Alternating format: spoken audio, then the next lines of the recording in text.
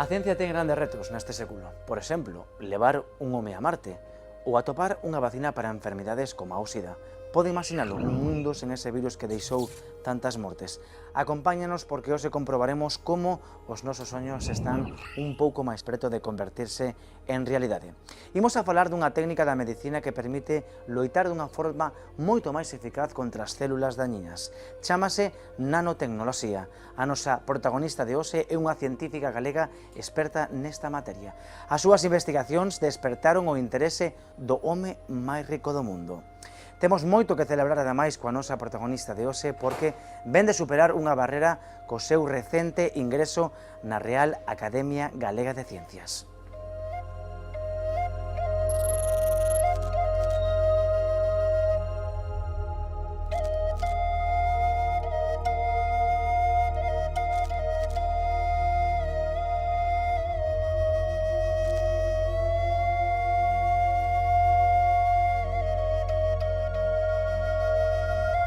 María José Alonso, ¿qué lle parece si empezamos esta entrevista por explicar a nosa audiencia que é a nanomedicina? Por supuesto, pues es muy fácil, es la nanotecnología aplicada al desarrollo de medicamentos, básicamente. Y la nanotecnología, ¿de qué estamos hablando? Pues estamos hablando de una tecnología que permite obtener y manipular objetos de tamaño nanométrico. Estamos hablando, cuando hablamos de nanómetros, estamos hablando de dimensiones del orden de miles de veces más pequeñas que el tamaño de una célula, o más de 10.000 o 100.000 veces más pequeño que el tamaño de el diámetro de un cabello, por ejemplo. ¿Y cómo se chega ata eles? Bueno, pues se puede llegar bien a través de la asociación de moléculas o bien a través de la fractura de partículas más grandes, de micropartículas. Desintegrándolas podemos llegar a nanopartículas. El método más común es el de agregación controlada de moléculas hasta formar nanoestructuras. Cales son as aplicacións que está tendo a día de hoxe na medicina, a nanotecnoloxía? Bueno, hablamos de una tecnología transversal que básicamente viene a resolver los problemas de muchos fármacos, o sea que no nos centramos en un tipo de enfermedad en concreto, sino que puede resolver problemas de fármacos que son de utilidad en el tratamiento de múltiples enfermedades. Quizás el ejemplo más ilustrativo sea el cáncer. En el ámbito del cáncer, las nanopartículas lo que hacen es transportar y dirigir al fármaco hacia la célula diana. Sabemos todos que uno de los problemas de la quimioterapia es que además de actuar a nivel de las células malignas, también mata a las células buenas y eso es un problema. Bien, pues incluyendo el agente citostático, el fármaco, en nanopartículas, conseguimos que vaya dirigido hacia esas células malignas, células diana que llamamos. ¿Algún tipo de cáncer en concreto no que estades ahora mismo experimentando? Bueno, nosotros hemos trabajado en colaboración con el doctor López del Clínico de Santiago en el desarrollo de una terapia para el tratamiento del cáncer de pulmón y efectivamente, y también en colaboración con el doctor Anxo Vidal del CIMUS. Y bueno, hemos demostrado que efectivamente con estas nanopartículas no solamente somos capaces de llegar a células tumorales, sino también, más importante, a células metastásicas. O sea que no diminuto, no pequeno de todo está a solución, digamos, do futuro da medicina? En muchos casos sí. No es el único ámbito, hay, como digo, el ámbito de las enfermedades infecciosas, cardiovasculares, psiquiátricas. La tecnología es aplicable a cualquier ámbito. E como se chegou a esa idea, a ese momento no que din temos que probar con esta tecnoloxía? Bueno, la idea de que era necesario disfrazar a los fármacos de algún modo o transportarlos y dirigirlos, bueno, yo creo que procede desde principios del siglo XX, cuando Paul Ehrlich precisamente fue el primero que habló de la necesidad de una bala mágica capaz de dirigir al fármaco a su lugar de acción. O sea que la idea lleva por lo menos un siglo ahí, ¿no? La clave está en cómo diseñar y cómo constituir esas nanopartículas para ir superando las múltiples barreras biológicas a las que se enfrentan. Y para ello necesitamos mucho conocimiento de la biología. En las últimas décadas se ha progresado mucho en este sentido, pero también necesitamos disponer de nuevos biomateriales. Necesitamos utilizar materiales que sean biocompatibles, biodegradables y aceptables, por supuesto, por las agencias que regulan el desarrollo de medicamentos y la aprobación de medicamentos. A bala máxica, estamos preto de dar con ela, de poder disparala? Bueno, yo diría que se ha progresado mucho. Al día de hoy se ha conseguido reducir la toxicidad muy significativamente de diversos antitumorales y por lo tanto estamos tratando ya más eficazmente el cáncer. Ahora bien, en medicina nunca acabamos de conocer y por lo tanto nunca acabamos de desarrollar tecnologías que nos permiten tratar las enfermedades y en definitiva vivir mejor y tener una mejor salud. Por lo tanto estaremos siempre ahí y nos seguirán otros, por supuesto. Axudaría tamén aos enfermos de diabetes, non? Sí, en el caso de la diabetes colaboramos en un gran consorcio europeo que coordino yo y también con la gran farma Sanofi. Las industrias farmacéuticas tienen un interés enorme por desarrollar un tratamiento oral para la diabetes, entre otras cosas porque el número de diabéticos que hay en el mundo va aumentando de manera estrepitosa año a año. Y es muy importante que exista una forma cómoda que asegure que los pacientes cumplen con el tratamiento. Y por lo tanto hay un empeño grande en desarrollar ya no solo una insulina oral, sino otros tratamientos quizás tan eficaces o más que la insulina, pero que sean por vía oral. Para ello hemos de incorporar la insulina o el fármaco nuevo de que se trate en estas nanopartículas que van a proteger a la insulina de su degradación en el tracto gastrointestinal y van a facilitar su llegada a sangre. De este modo, en lugar de inyectar directamente en sangre, vamos muy cómodamente, vía oral, haciendo uso de la nanopartícula transportadora. Aí se pode ver claramente unha aplicación real, unha aplicación moi útil das vosas investigacións aí no mundo real, non? Esa sensación, ¿no?, de axudar, ¿no? Yo, vamos, lo que le digo siempre a mis alumnos es que tenemos que abordar problemas reales y de la manera más realista posible. Es muy importante que intentemos con nuestros descubrimientos, con nuestras tecnologías, llegar al paciente. Ese es nuestro objetivo. Para ello, obviamente, necesitamos colaborar con clínicos, necesitamos colaborar con la industria farmacéutica, pero el objetivo es ese, no nos engañemos. Queremos resolver problemas que afectan a nuestra sociedad, que afectan a nuestra salud y en los que creemos que merece la pena invertir el esfuerzo y el dinero, por supuesto.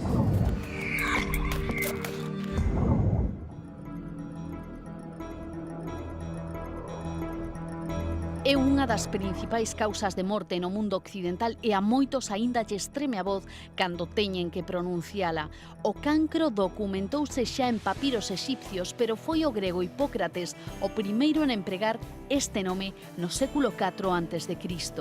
Crese que o considerado como pai da medicina elixiu a raíz grega carcinos, orixe tamén do termo cangrexo, polo xeito de expandirse destes tumores, con moitas ramificacións, ao igual que as patas do molusco, fortes e capaces de adherirse a todo o que suxeitan.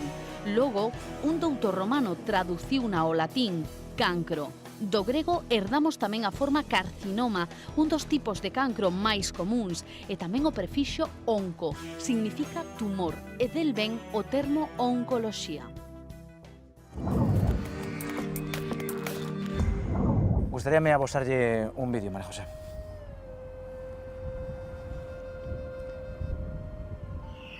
Estamos vendo a Freddie Mercury, unha das súas últimas aparicións, uns dos últimos vídeos. Podese apreciar un cierto deterioro físico xa causado polo SIDA.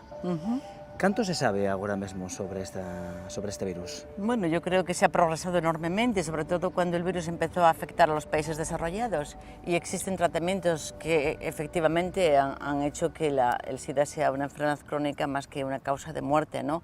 Pero el problema está sin resolver porque no hay vacuna. Aquí la solución ideal, como para la mayoría de las enfermedades infecciosas, es disponer de una vacuna eficaz. Y al día de hoy ha habido muchos intentos por desarrollar una vacuna eficaz, pero no se ha conseguido. El nivel de protección sigue siendo muy bajo.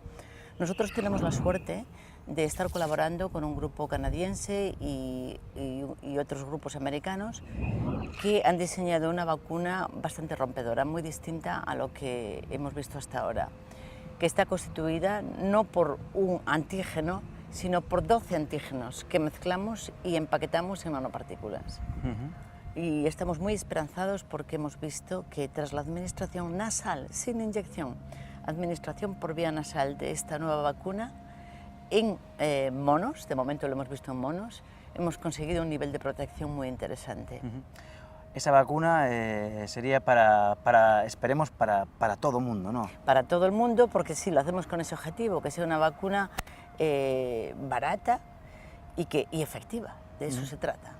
Porque vostede ten falado unha vez das enfermidades olvidadas. Sí, bueno, yo fui consciente de esta problemática, sobre todo cuando trabajamos para la Fundación Gates, en un proyecto dirigido al desarrollo de vacunas no inyectables. Yo en aquel momento no entendía por qué era tan importante que no hubiera inyección, porque las vacunas las administramos normalmente 3 veces a lo largo de la vida, aunque ya después dosis de recuerdo. Sin embargo, fue a través de la Fundación Gates y de la Organización Mundial de la Salud, con quien hemos colaborado bastante, cuando fuimos conscientes de que una de las principales causas de diseminación del SIDA y de la hepatitis y de otras enfermedades es el uso de jeringuillas compartidas, el mal uso de jeringuillas, lo cual es muy común en países en vías de desarrollo. Y fue cuando la Fundación Gates hizo esta llamada: queremos que desarrolléis tecnologías para evitar el uso de agujas. Y bueno, ahí participamos y la verdad es que al día de hoy tenemos resultados ciertamente interesantes tras la vacunación por vía nasal.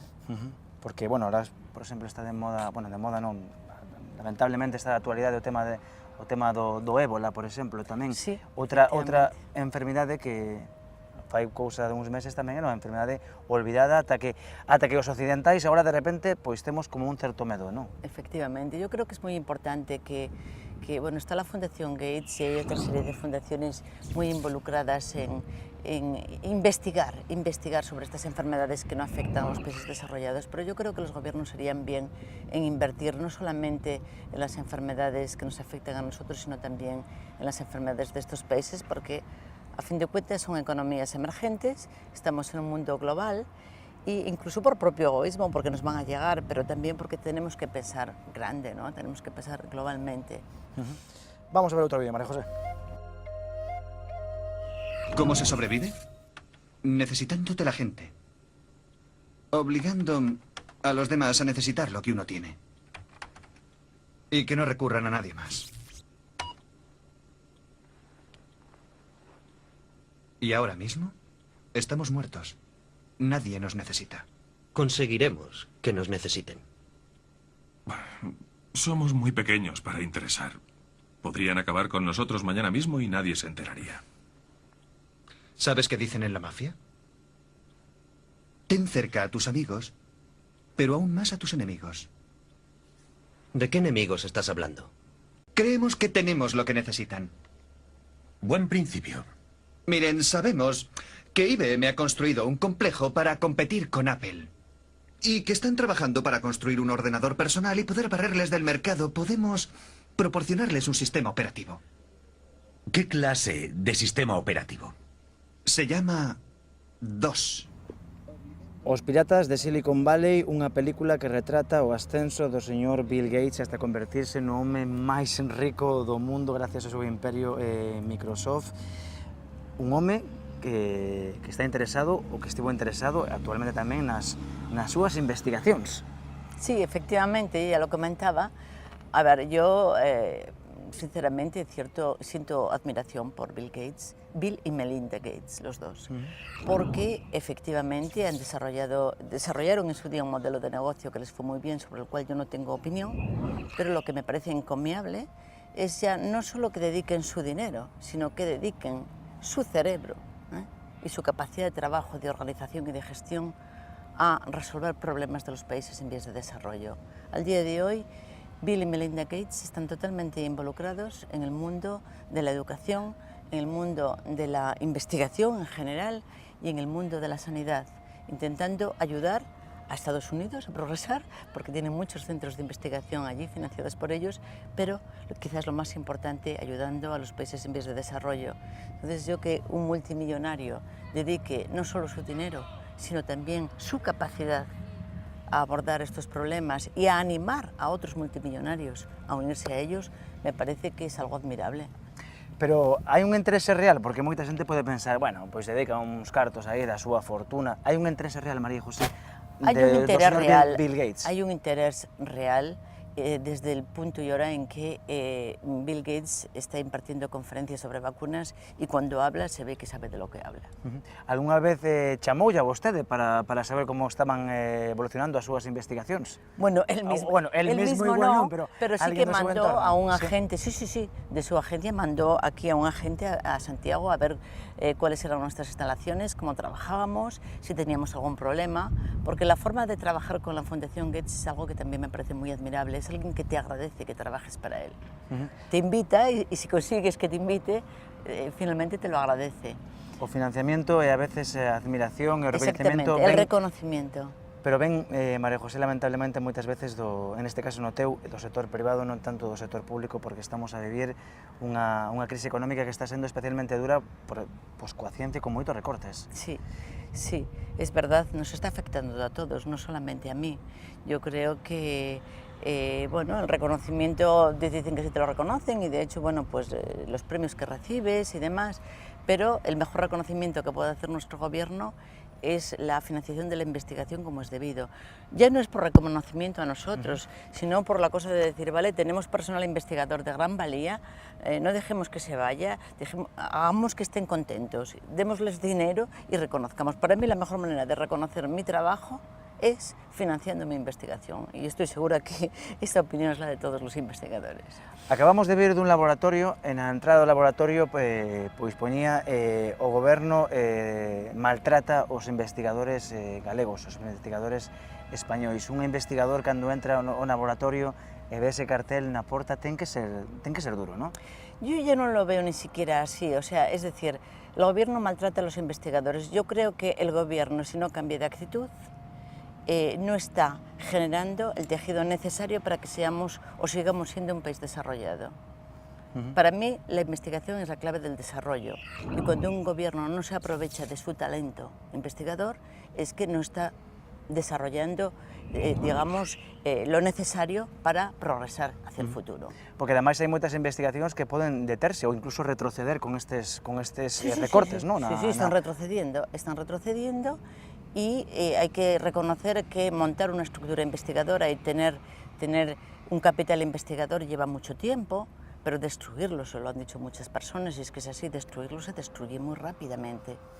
Este é un programa de ciencia de Galicia, porque Ajá. en Galicia se fai moi boa ciencia, ¿no, María José? Muy buena ciencia, hay gente muy buena y todavía son muchos los investigadores que siguen aquí de mucho talento y hay mucha investigación que financiar.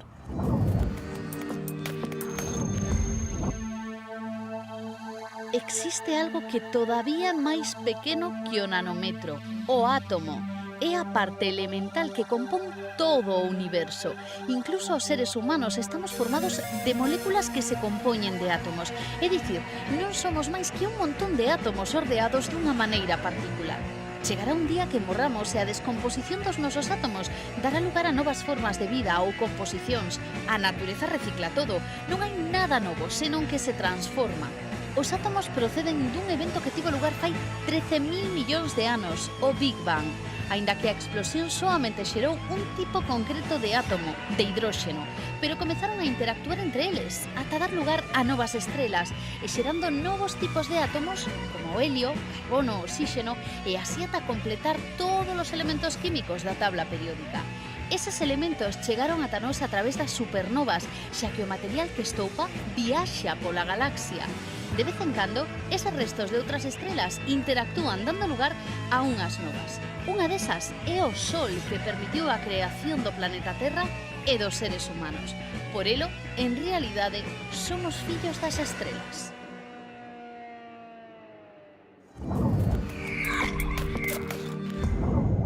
Vamos a ver un último vídeo, María José. Un vídeo moi bonito, a verdade. Podemos ver unha rapaza que sente curiosidade para empezar polo seu entorno. Esa curiosidade pouco a pouco vaise entrando pois na natureza primeiro, pero son hai casi lle di que solte iso, despois na astronomía.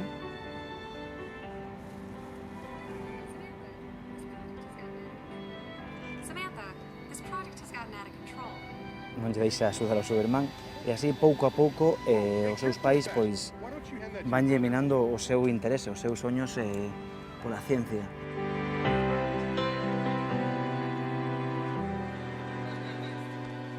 Our words can have a huge impact. Isn't it time we told her she's pretty brilliant too? Encourage her love of science and technology and inspire her to change the world. A miña pregunta é, ten a ciencia unha débeda coa muller? Yo no lo diría así. Yo lo que sí creo es que efectivamente es muy deseable, y creo que ya está ocurriendo, que cambien los modelos de educación. Fíjate, lo llamativo de ese vídeo es que es siempre la madre la que le esté diciendo a la hija que no vaya por ahí.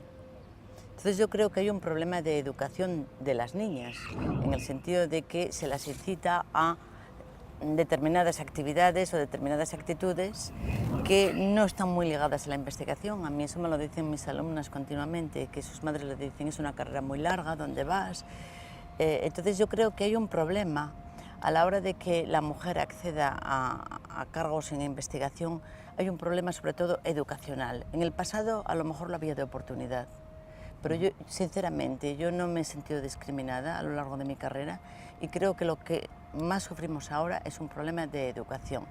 El hecho de que la mujer ya desde pequeña no se sienta incentivada hacia la investigación, incluso a abordar retos, a abordar pues digamos situaciones complejas, y entonces bueno, es como que tienes que seguir un camino de tal manera que cuando llegas a la carrera, la investigación parece una carrera muy larga, es mejor un trabajo cómodo, un trabajo sistemático.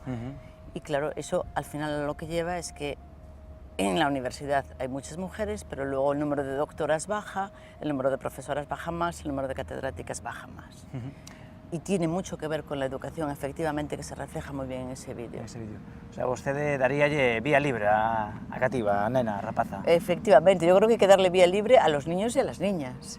Y que quizás las madres tienen ahí, los padres también, pero insisto, estábamos viendo a la madre y todos somos conscientes de que ese tipo de mensajes muchas veces vienen de la madre. Pero a ciencia saldou con vostede unha pequena deuda que tiña con vostede, que xa pertence á Real Academia Española de Farmacia, pero fai pouco vende ingresar na Real Academia Galega de Ciencias. 36 anos casi sin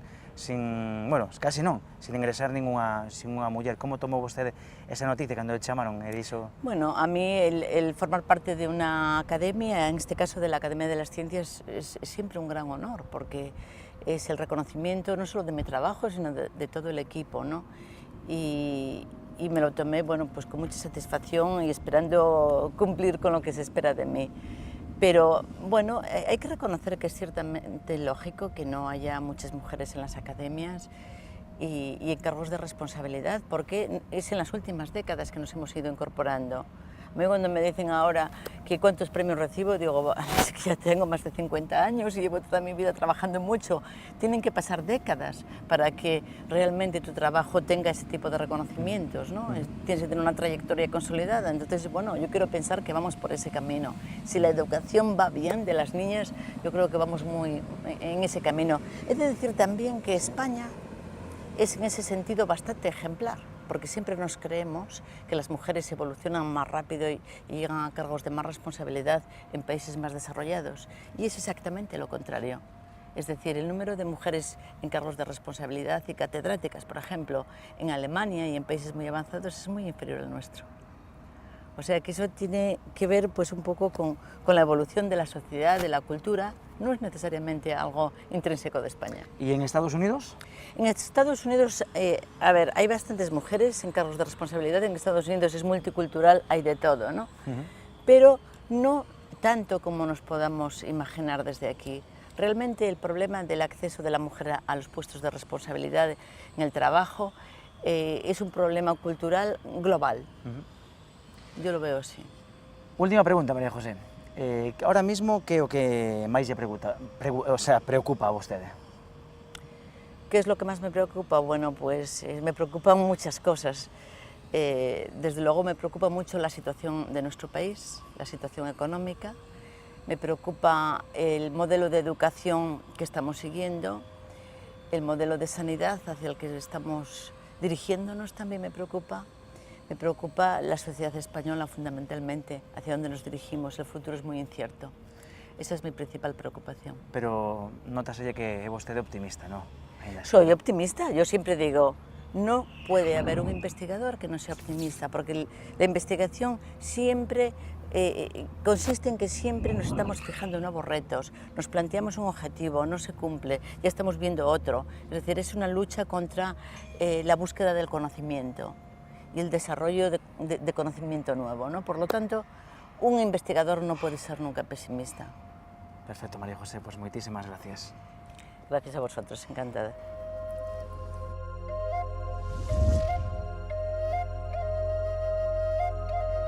O traballo da doutora María José Alonso é un perfecto exemplo de que a ciencia é moi útil para a sociedade e que sin ela simplemente un país non ten futuro. A cita que escollemos para despedirnos hoxe reflexa tamén esa idea. É de Irene Curie, filla de Marie Curie, que tamén recibiu o Nobel de Química, foi no ano 1935. As súas verbas textuais foron: a ciencia é o fundamento de todo progreso, mellora a vida humana e alivia o sufrimento.